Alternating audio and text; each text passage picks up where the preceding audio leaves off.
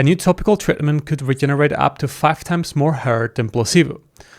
We are witnessing a historic moment in the treatment of androgenic alopecia. Several innovative drugs are set to hit the market soon, potentially changing forever how we treat this condition and helping millions of people regrow new hair. In this video, we're talking about Breezula, also known as Clascoterone or CV0301. We have major updates regarding the latest phase 3 study results, which were just released a few days ago.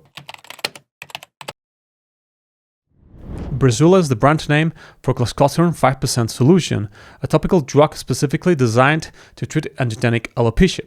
Clascoterone is the name of the molecule, while Breezula is the trade name for the hair loss product. It's important to make this distinction because there is already another Clascoterone product in the market at a 1% concentration used to treat acne under the brand name Winlevi. As you may know, male pattern baldness is primarily caused by two factors: the sensitivity for follicles to DHT and the amount of DHT present in the scalp. The most effective drugs available today, Finasteride and Finasteride, effectively reduce the amount of DHT reaching our follicles. On the other hand, we have topical Minoxidil, the best hair growth product on the market. It works regardless of the type of alopecia you have, and combining it with Finasteride or Finasteride provides a synergistic effect. What makes Clascoterone different from treatments like oral Finasteride or topical Minoxidil is that it's a topical androgen receptor inhibitor. This means it acts as a shield blocking our follicles' sensitivity to DHT.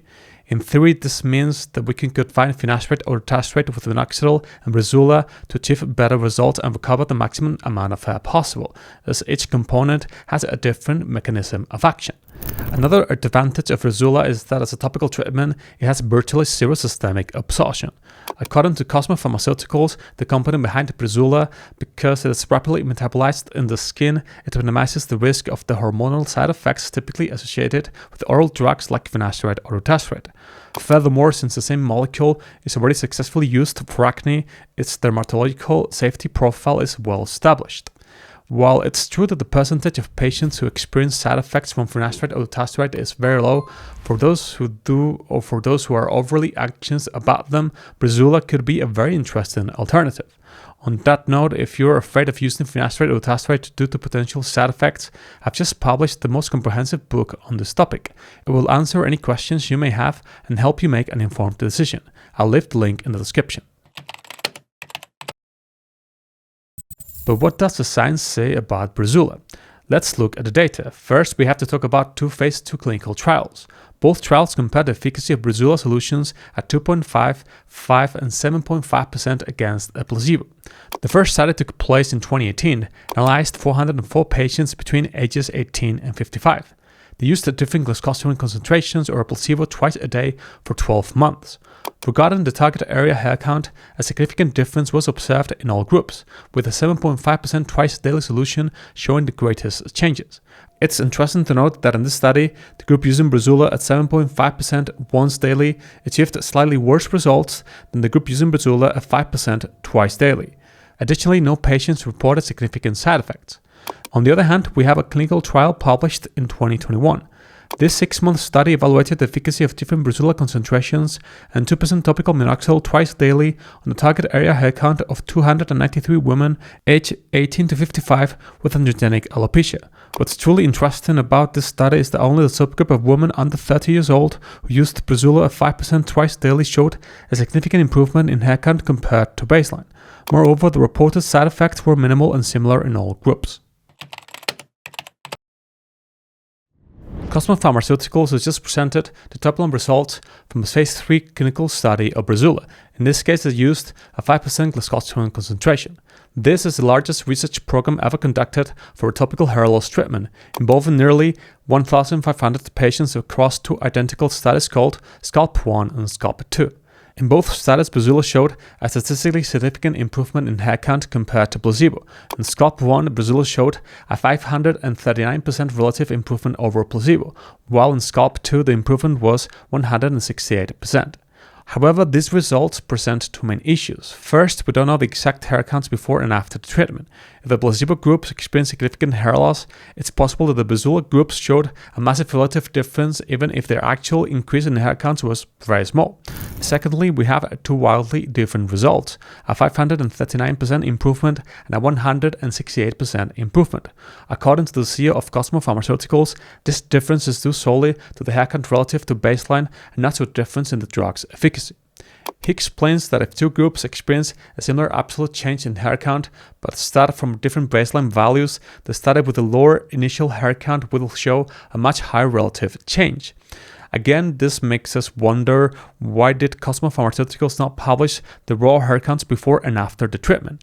The simple answer might be that the results wouldn't look quite as impressive if they did. On the other hand, a key takeaway is that the patient's self-reports confirm the improvement was clearly visible and satisfactory for the patients, validating that the change is aesthetic and not just clinical.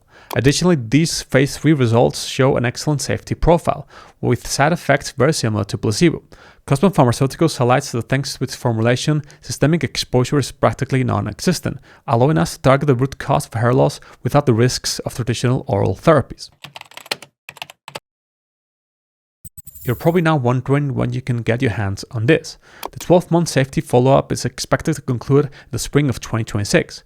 Once completed, Cosmo will pursue parallel regulatory submissions to the FDA in the US and the EMA in Europe. Cosmo holds the patent until 2036, so they will want to launch it as soon as possible, though we might not see it in the pharmacies until 2027. According to Cosmo's press release, this is a revolution because it's the first new mechanism of action in over 30 years. Unlike what we currently have, Breezula acts as a topical androgen receptor inhibitor, blocking DHT directly at the follicle without affecting the rest of the body. This is a half-truth. Technically, Breezula was the first topical treatment with this mechanism of action. However, if Breezula is officially approved, it would be the first FDA-approved drug of this kind. While Breezula is already on the market, following its poor phase 3 results, it's currently being sold as a cosmetic under the name Coshine, not as a drug. It's worth noting that the latest Breezula study analyzed a 0.5% concentration, and Kinta, the company behind it, is now conducting a study with a 1% concentration, showing they still believe in the treatment's potential. So why have I made this brief detour to talk about Breezula? Because it's quite strange that Cosmo decided to study the 5% concentration of Breezula instead of the 7.5%, which was the one that proved to be most effective regarding hair density in the phase 2 clinical trials, supposedly matching the efficacy of oral Finasteride. And I say supposedly because those phase 2 results were presented at a congress of the American Academy of Dermatology, and they have not yet been published in a peer-reviewed scientific journal. So why did Cosmo choose to study the 5% concentration of Breezula instead of the 7.5%, which was proven to be more effective in the phase 2 clinical trials? According to Cosmo, the 5% concentration is a sweet spot. It offers high efficacy while maintaining a safety profile nearly identical to placebo. While no serious side effects were seen at the 7.5% concentration in the phase 2 trials, increasing the dose increases the risk of systemic absorption, and pharmaceutical companies often choose the lowest dose that guarantees success to avoid surprises during an FDA review. Furthermore, the 5% topical solution is easier to formulate stably and has better cosmetic elegance, leaving less residue on the scalp, a common complaint with topical Minoxidil. Since Breezula is a long-term daily treatment, ensuring it doesn't irritate the skin or leave the hair feeling dirty is key to patient compliance. By choosing 5%, Cosmo ensures a potent, safe, and user-friendly product, which smooths the path to the FDA approval. Let's hope Cosmo chose wisely. That said, if you want to know which drug is most promising for annihilating the androgen receptors, you have to watch this video.